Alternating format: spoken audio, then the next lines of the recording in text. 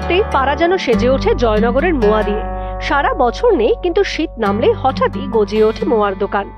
মানুষ কেনেন, খানও ঠিকই, কিন্তু যারা আসল জয়নগরের মোয়া খেয়েছেন তারা পাড়ার মোয়া মুখে তুলেই আক্ষেপ করেন। তবুও বিকল্প না থাকায় বাধ্য হয়ে খেতে হয়। কিন্তু এবারে সেই আক্ষেপের শেষ। রাজ্য সরকারের উদ্যোগ, জয়নগরের আসল মোয়া এবার পৌঁছে যাবে মানুষের দোরগোড়ায়। পঞ্চায়েত দপ্তরের কম্প্রিহেন্সিভ এরিয়া ডেভেলপমেন্ট কর্পোরেশন অর্থাৎ CADC এই পরিষেবা চালু করছে।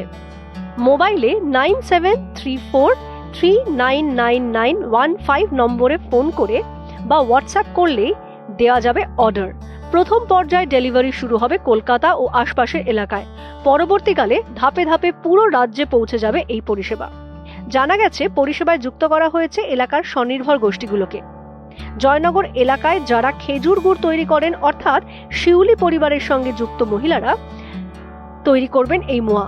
তাদের হাতে তৈরি আসল জয়নগরের মোয়া ঘরে ঘরে পৌঁছে দেবে CADC। প্রস্তুতকারকরা যেহেতু শিউলি পরিবারের সদস্য, তাই নলেন গুড় হবে সরেশ, একেবারে ভেজালহীন। ব্যবহৃত হবে উৎকৃষ্ট মানের খই। বিধাননগরে CADCর মূল কেন্দ্র মৃত্তিকাতে রাখা হয়েছিল আসল জয়নগরের মোয়া। চাহিদা বোঝার জন্য প্রথমে আনা হয়েছিল মাত্র 40টি প্যাকেট।